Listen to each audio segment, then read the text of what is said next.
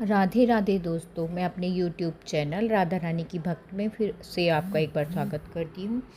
मैं आज आपको कार्तिक महात्म्य अध्याय 9 सुनाने जा रही हूँ। कार्तिक मास व्रत कथा के 9वें अध्याय में भगवान विष्णु के पूजन की विधि बताई गई है और साथ में इस अध्याय में तुलसी के महत्व के बारे में बताया गया है। तो आइए सुनते हैं कार्तिक महात्म्य अध्याय 9। राजा पृथु ने पूछा, हे ब्राह्मण, आपने कार्तिक व्रत के विधान वर्णन में तुलसी के मूल में विष्णु भगवान के पूजन की विधि बताई है, अतः मैं तुलसी की महत्ता के विषय में पूछने की इच्छा करता हूँ। तुलसी देवादि देव विष्णु भगवान को कैसे इतनी प्रिय हुई? हे नारद, यह कैसे और कहाँ उत्पन्न हुई? आप सर्वज्ञ हैं, कृपा कर यह कथा संक्षेप में बताइए। नारद जी ने कहा, हे राजन, आप सावधान होकर तुलसी जी की महत्ता और जन्म का प्राचीन इतिहास मुझसे सुनिए। प्राचीन काल में सब देवगणों तथा रंभादि अप्सराओं से सेवित इंद्र जी शंकर भगवान के दर्शन निमित्त कैलाश पर्वत पर गए। वहाँ कैलाश पर पहुँचते ही सम्मुख भयानक दांत और मुख वाले भीमकर्ता पुरुष को देखा। इंद्र ने उससे पूछा, आप कौन हैं? जगदीश्वर शंकर जी कहाँ गए हैं? इस प्रकार इंद्र के द्वारा बारंबार पूछने पर भी, हे राजन, उसने कुछ भी उत्तर नहीं दिया।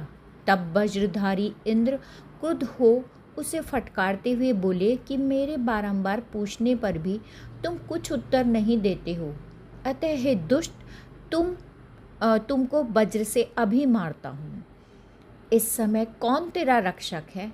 इस तरह कहकर इंद्र ने उसे दृढ़ होकर वज्र से मारा। इंद्र के मारते ही उसकी ग्रीवा नीली तथा राख हो गई और रुद्र भगवान अपने तेज से इंद्र को जलाने लगे। यह कांड देखकर बृहस्पति ने शीघ्र हाथ जोड़कर तथा इंद्र ने पृथ्वी पर दंडवत नम्रीभूत होकर स्तवन करना आरंभ किया। बृहस्पति ने कहा, हे देवों के अधिपति त्र्यंबकम, कपर्दी, त्रिपुरारी, शर्व और अंधकासुर वध करने वाले शिवजी, आपको मेरा नमस्कार है।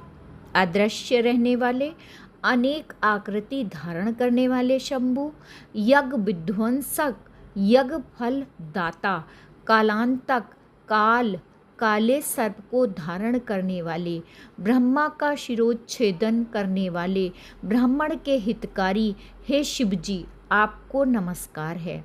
नारद जी ने कहा, इस प्रकार बृहस्पति जी की स्तुति करने पर तीनों लोकों को भस्म करने में सशक्त शिवजी अपने नेत्र की दहकती हुई अग्नि को संभालते हुए बृहस्पति जी से बोले, हे देवगुरु, आपके स्तवन से मैं अति प्रसन्न हूँ। अपनी इच्छा अनुसार वर मांगे और आज से इंद्र को जीव दिलाने के कारण तुम जीव नाम से संसार में विख्यात होगे। बृहस्पति जी ने कहा, हे देव, यदि आप प्रसन्न हैं तो इस शरणागत इंद्र की रक्षा कीजिए और अपने नेत्र द्वारा उत्पन्न अग्नि को शांत कीजिए। शंकर जी ने कहा, नेत्र द्वारा भीतर अग्नि कैसे जाएगी? इसको कहीं दूर फेंक दूंगा, इससे यह इंद्र को कष्ट न दे। यहीं पर मेरा कार्तिक महात्म्य अध्याय 9 समाप्त होता है। अगले कार्तिक महात्म्य अध्याय 10 में मैं फिर आपको मिलती हूँ। तब तक के लिए राधे राधे।